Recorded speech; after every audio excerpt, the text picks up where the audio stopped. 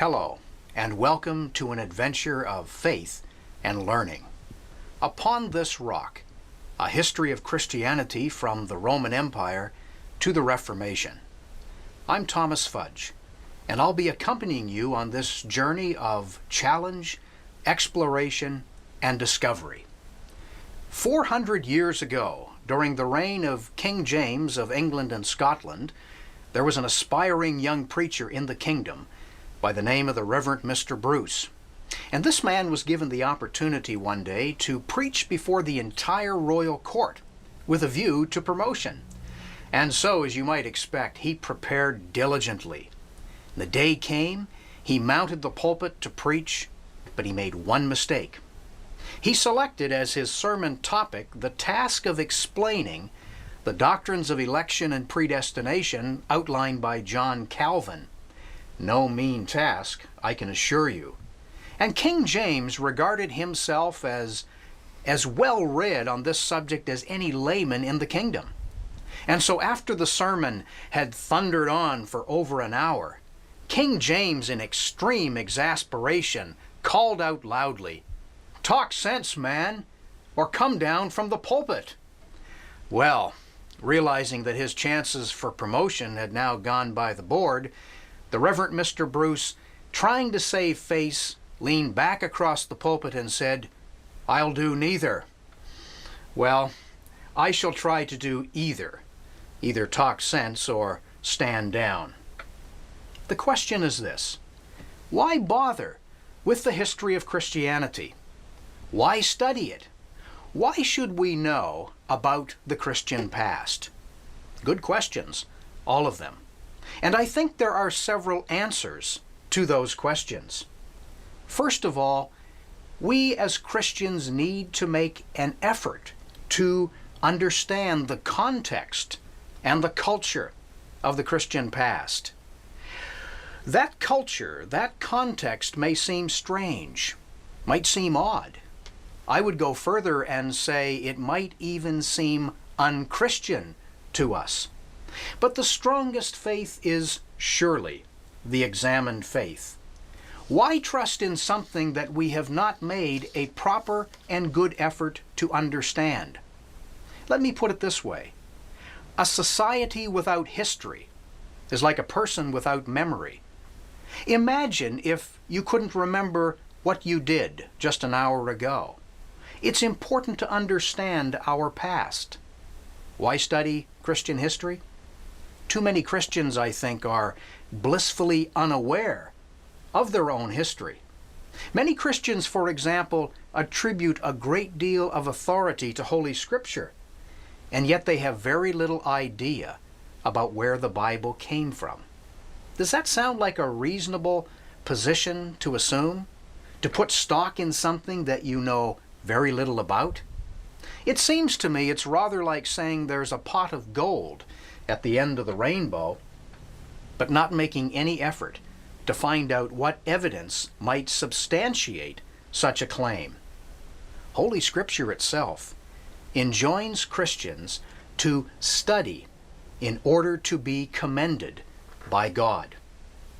So, I propose that we adopt the Berean mentality. We learn about these Bereans in the Acts of the Apostles. They listened to St. Paul preach, and then they went home, and they thought about it. They asked questions. They did some research before deciding whether or not what Paul the Apostle had to say was indeed true. I think it's a good mentality and position to adopt. Why study Christian history? Some Christians think that their preferred form of the faith has existed from the beginning in an unbroken line of continuity down through the centuries, right up to the present. But how do they know that? On what basis can one assume that things have always been just the way they are now? In truth, I have to tell you, things are a bit more complicated than unbroken lines of continuity. And we hear a lot about values these days, Christian values. But what exactly did our Christian fathers and mothers believe? What was the faith of our forebears? And some of the answers that I hear being given in these days, I have to tell you, have no foundation in the Christian past. Jesus Christ is credited with some of the most amazing notions, and Christianity itself at times is caricatured even by its own adherents. I believe the study of Christian history can offer some clarity to these issues and concerns. Scripture advises the Christian to be prepared to give an answer to those who make inquiries of them. Quo vadis? Where are you going? Where is your journey of faith taking you? That's a very important question. And I believe that the answer is informed by knowing where we've come from, where the history of our faith has originated, and how it's brought us to this point. Christ himself said, "Know the truth, and the truth will set you free." In our exploration of Christian history, we will be looking for the truth and for liberty as well. Why study Christian history? Many churches today are seeker-centered churches. That is to say, people come to church for what they might get out of it. They're seeking. Or some churches function as businesses, employing entrepreneurialism and marketing strategies because they've got a product to get out to the consumer. Others claim to be Spirit-filled, while still others place their main focus on the Bible. Others stress programs and music. But I ask you this, are any of these approaches the emphases of the historic faith? Can we find in history a precedent for such emphases? Put it another way, would your church be okay? Would it be comfortable if Jesus Christ showed up on Sunday morning? Or would St. Paul fit in were he to come? Would he even recognize your church as Christian? I think it's essential for us to go back to the beginning rather than assuming that Christians have always been just the way we are today. Did you know, for example, that early Christians did not have a Bible as we know it for over 300 years? Did you know that the cross was not widely used as a symbol of Christianity until the 4th century? Did you know that communion and not preaching was the center of Christian worship services for centuries? Did you know that the 27 books of our New Testament were not mentioned together until almost 350 years after the time of Christ? Have you ever wondered why there's 4 Gospels? Not 1, not 6, but 4. And did you know that early Christians did not want just anyone to become a Christian? They did not preach a whosoever will may come message. Indeed not. They excluded some people. And some aspiring Christians were prohibited from receiving baptism for up to 3 years. I think it's important for me to say something about myself, since I'll be accompanying you on this lengthy journey. I would identify myself as a historian of Christianity, but I was not always such, and this was a result of a rather long journey. I was raised in a Christian family in eastern Canada, in the province of New Brunswick, on the Bay of Fundy, where you can find the highest tides in the world, in the loyalist city of St. John. And the Christian heritage seemed to press in upon me from all directions in my youth. I went off to college not to study church history or theology, but as a music major. I went to a small Christian college almost 4,000 miles away from my boyhood home in the city of Portland, Oregon, and I did not succeed in music as I had hoped. A series of challenges in my faith and in my personal life caused me to turn my attention to the study of Christian history. And after a long journey, a literal pilgrimage through more than a dozen European countries, I went back to college. And those collegiate years of studying theology, Scripture, and the history of Christianity were life-changing years. And from then, I went on to seminary in the city of Denver, Colorado, and did a master's degree. And by now, I was firmly committed to this enterprise of exploring the Christian past, and I went to England and studied for a PhD at the University of Cambridge, with a focus in late medieval Christianity. Then I worked in churches for a while as a pastor and as a teacher, gaining that practical experience and understanding of Christian history. But at length I became a professor with a specialization in Christian history, and I taught for many years in the United States and in New Zealand. And while in New Zealand, I actually did a second PhD, this time in theology, but with a strong historical emphasis. This journey, this intellectual journey, which I have spoken to only briefly, provided me with a focus, with an identity, and with a helpful understanding of what it meant to be a Christian.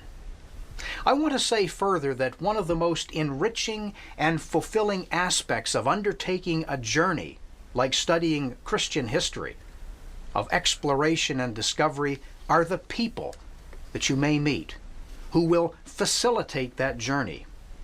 Guides, mentors, if you will, who exert profound influence upon who we are and our learning.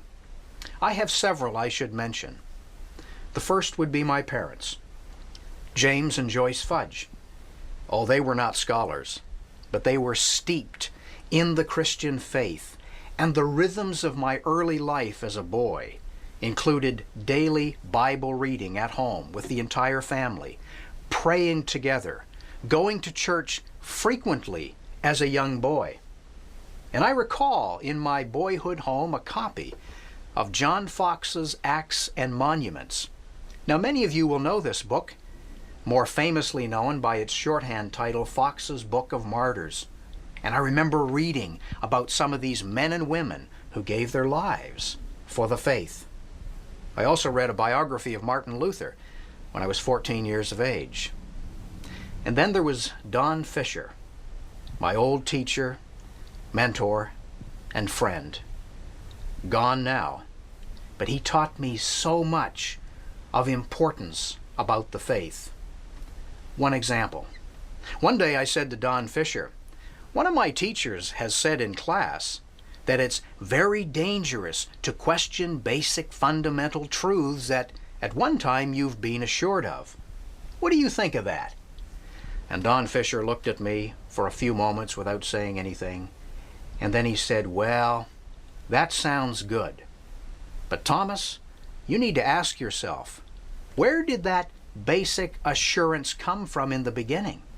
You know, I'd never thought of that, and I never forgot it."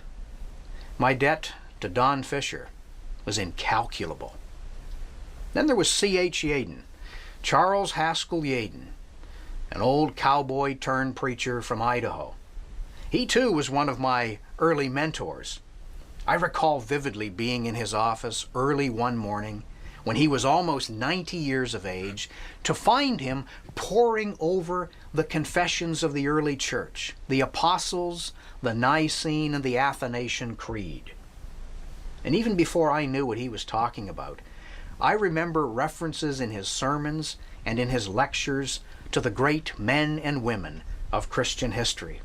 And I want to digress here to encourage you to seek out people in your lives, men and women that you know and respect. Get close to them.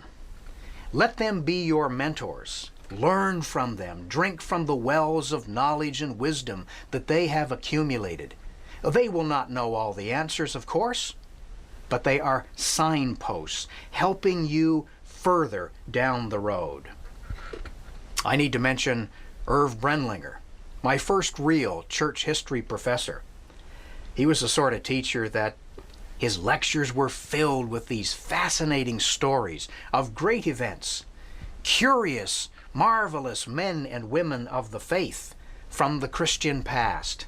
and he drew we students into this enchanting and fascinating world of the study of the history of Christianity. Breathtaking events, wonderful people. And for over 20 years now, we've been good friends, writing to each other, calling each other on the phone, writing emails, masquerading as one church history personality or another. And finally, I mentioned Bob Scribner, untimely deceased, my Dr. Fodder at Cambridge University. And Bob taught me in his quiet, unassuming way, more I think than anyone else, that the history of Christianity is far richer, far more diverse, and much more interesting than I had ever imagined. All of these, and many more besides, are mentors who carried me along in this journey of exploring and faith. Now, in addition to people that I've known personally, I have come to know and love individuals from the history of Christianity. Some of my heroes include Jan Hus, Origen, Peter Abelard, Martin Luther, and we will meet all of those people in our journey together. But from more recent Christian history, I should mention individuals like Karl Barth, Albert Schweitzer, Dietrich Bonhoeffer, and Bishop John A.T. Robinson. All of these are men, and that kind of bothers me a little bit, because there have been many women who have contributed so much to the history of the church, and I should mention Eloise and Katie Luther, two female figures whom I have come to find utterly fascinating. Church history is not just, however, the study of intellectual giants or extraordinary people. Instead, it is a tale of ordinary people just like you, men, women, young people, and elderly people alike, people living, working, together, studying, thinking, talking, discussing the questions of the faith, people just like you. And there is a dependence. Consider this. We are as dwarfs, standing on the shoulders of giants, so that although we perceive many more things than they, it is not because our vision is more piercing or our stature higher, but because we are carried and elevated to their gigantic height. Bernard of Chartres, chancellor of a cathedral school in Gaul, used to say these things to his students, and it's appropriate here. James Boswell, to bring this point a little further, was once given a manuscript to look over, and he commented, "This is absolutely fantastic. It's impressive. It is both brilliant and original. However, the brilliant parts are not original, and the original parts are not brilliant." That probably applies to the lectures you're going to hear. I have learned so much from other people, and there are scholars whose work has influenced me profoundly, or I should be honest and confess I have shamelessly pilfered from their work in preparing some of these lectures. Scholars, I mention just a few names: George Williams, Mark Knoll, Roland Bainton, Yaroslav Pelikan, Heiko Obermann, Adolf von Harnack, Carolyn Walker Bynum, Elaine Pagels, Bob Scribner, and on specific topics, Malcolm Lambert, James Brundage, Hans van Kampenhausen, Bernard McGinn, John Bossy, and a whole lot of other people. I have learned from them, and some of what you will learn from me is really a reflection of my learning from their knowledge. This lecture series is designed to introduce the history of Christianity, and I stress the word introduce. The material in these lectures to follow and along this journey is designed to stimulate thinking. It is presented deliberately to suggest problems to be solved and questions to be answered. I cannot represent to you that I know even all the questions, let alone all the answers. But it is hoped that The material will stimulate discussion and dialogue so that our ideas and assumptions about the history of Christianity might be challenged. This examination of Christian history intends to show that Christianity is rich and diverse, broader, and deeper than many Christians tend to suspect. What I mean to say is this: there is the distinct possibility that God has more sons and daughters than you and I have brothers and sisters. And if that's true, I should think as Christians, if we want to be part of the household of God, we should make an effort to become acquainted with all the members of the family as much as possible. A careful consideration of Christian history is designed to challenge narrow ideas. Surely not one of us has all of the truth. To think so would be most arrogant. The poet Alfred Lord Tennyson put it this way: "Our little systems have their day. They have their day and cease to be. They are but broken lights of Thee, and Thou, O Lord, art more than they."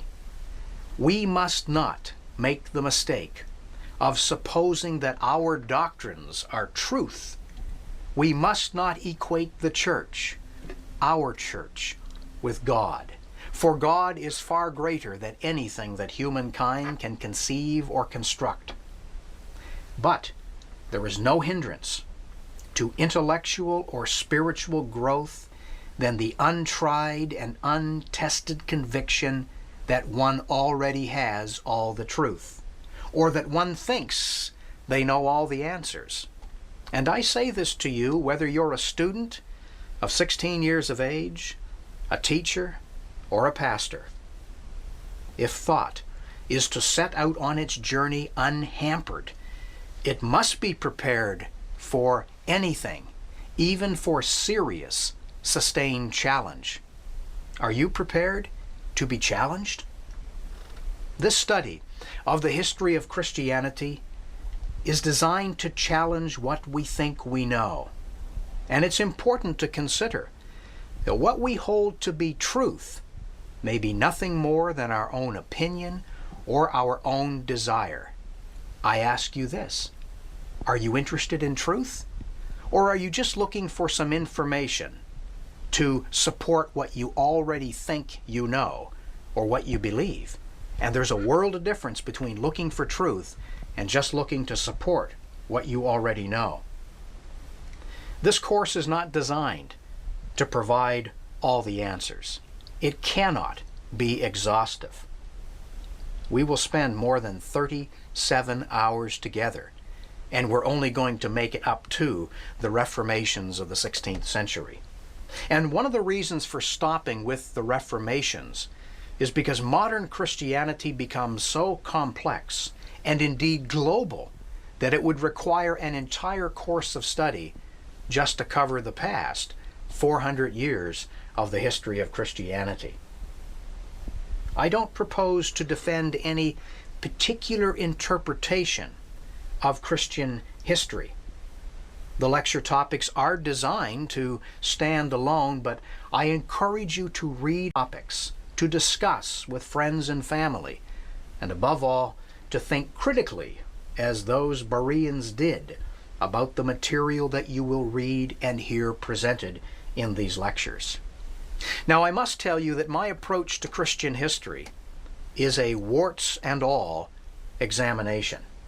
I don't believe that anyone is well served by scholars and historians who want to homogenize or sanitize or just be selective in their treatment of history.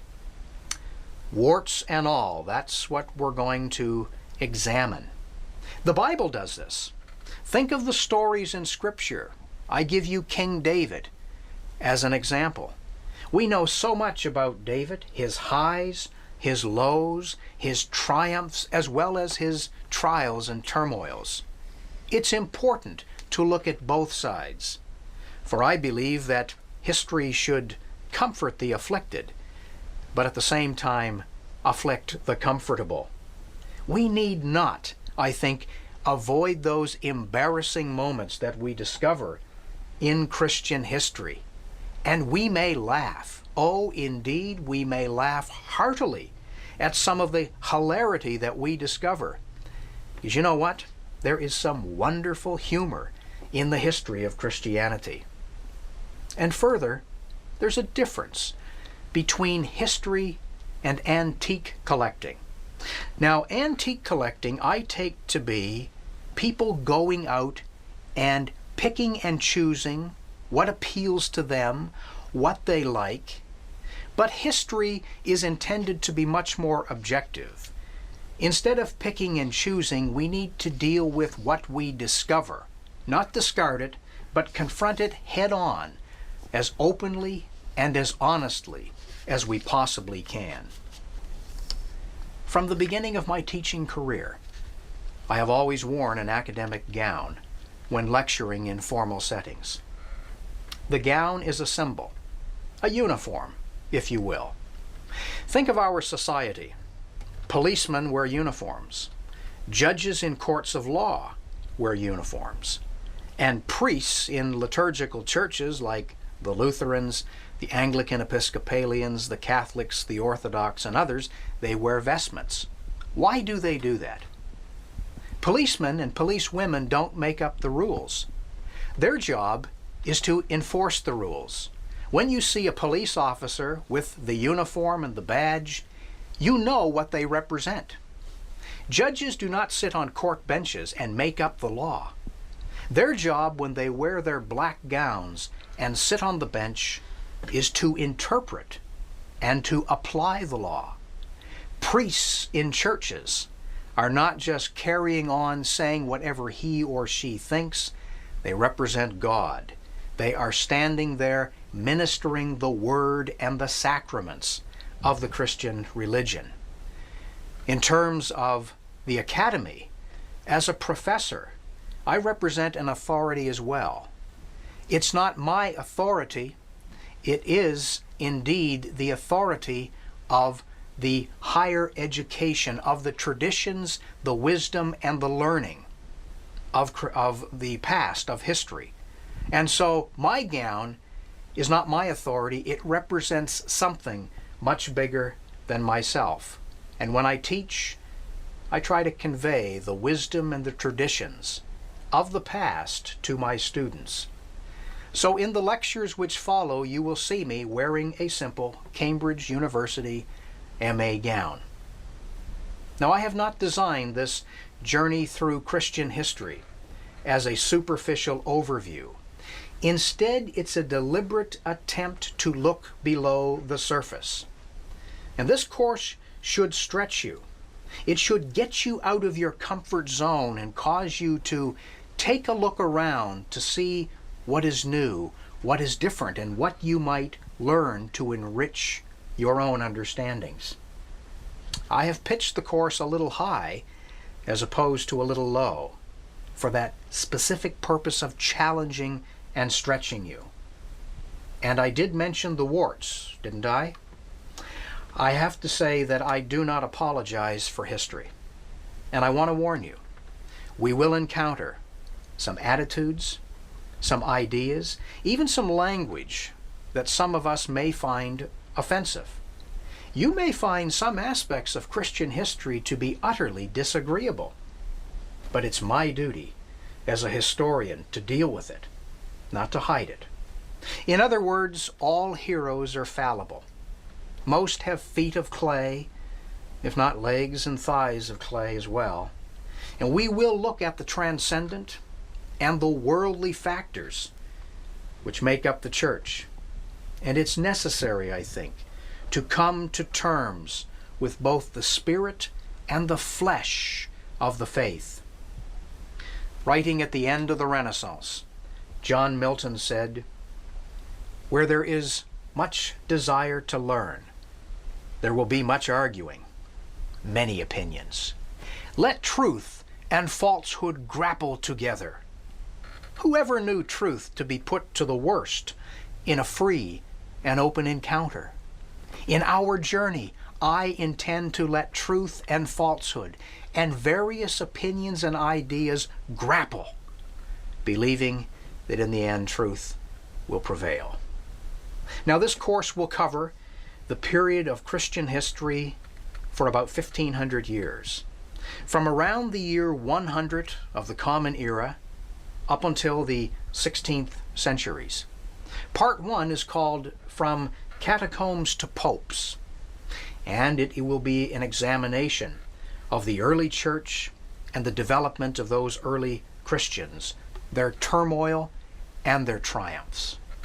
Part 2, Christianity in the Middle Ages, looks at the faith in the medieval period when Christianity became a powerful social and political factor.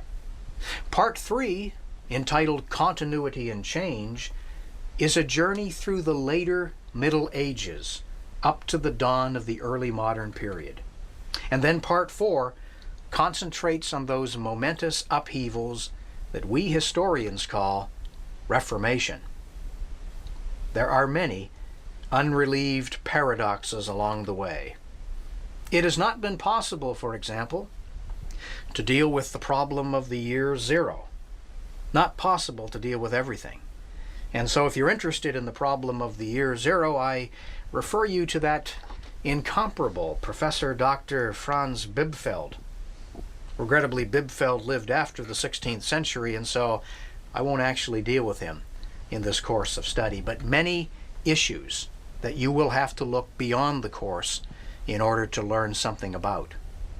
I want to say something further about the visual images that accompany the course of study. More than 3,000 images have been collected and put together for this series. I have had the pleasure and the good fortune of exploring the history of Christianity in the British Isles, across continental Europe, in Asia, in parts of Africa, in North America, in Latin America, and in the South Pacific.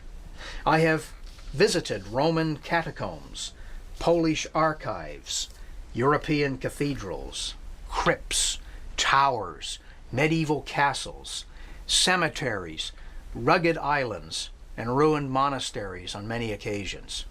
And it's often a challenge photographing manuscripts, photographing frescoes in dark buildings that have not been cleaned in hundreds of years, or taking pictures in archaeological excavation sites under severe conditions sometimes.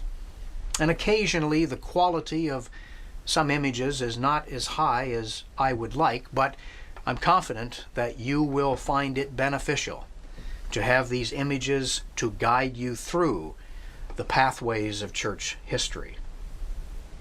At the end of the course, if you still think and believe exactly as you do right now, then I submit in advance that you have not made the trip. And I say this to you whether you're a student, a teacher, or the pastor of a large congregation. If you become seriously acquainted and engaged with the history and the traditions of the Christian faith, I don't think you can remain unmoved, unchallenged, indeed, unchanged. 100 years ago, in the year 1906, a very famous and influential man, a German theologian by the name of Albert Schweitzer, published a book in the German language, later translated into English, entitled The Quest of the Historical Jesus. It's a difficult book to read. I do not recommend it for beginning students. However, the last paragraph in this mighty book I think is very well worth reading, and it's the kind of attitude and the kind of image that I'd like to leave with you as we begin a journey. Schweitzer wrote at the end of The Quest of the Historical Jesus these words, speaking of Christ, "He comes to us as one unknown, without a name. As of old, he came to those men by the lakeside who knew him not. He speaks to us the same word, 'Follow me,' and sets us to the tasks which he must fulfill for our time. he commands, and to those who obey him, whether they be wise or unwise, he will reveal himself in the toils, the conflicts, and the sufferings which they shall endure, and as an inexpressible mystery they shall learn in their own experience who he is. I invite you to come along with me on a journey of discovery as we travel the highways and the byways of the Christian past. And we will meet men and women whose experiences we will learn about. But more than that, I suggest that in our discovery, in our learning of these men and women of the past, we will have our own experiences, and we may learn something very important about the Christian faith. This investigation, this journey through Christian history is not chiefly concerned with facts and figures and dates. It is rather, as Schweitzer suggested, an exploration into the experience of Christ. And so, our point of departure for this long and exciting journey is a small community in the ancient Near East with an itinerant rabbi and a group of his followers. The rabbi's name is Jesus of Nazareth. A fisherman has just declared that this teacher is the anointed one of God. And according to one ancient Christian text, the teacher is reported to have responded this way. He said, "Upon this rock I will build my church, and the gates of hell shall not prevail against it." So I invite you now, let us begin the journey. Let us become acquainted with the faith of the Christian past. Let us now praise famous men and famous women who, filled with the Spirit and the ethics of Jesus, changed their world in dramatic fashion, who lived the message of the gospel, and who became the human face of the Christian faith.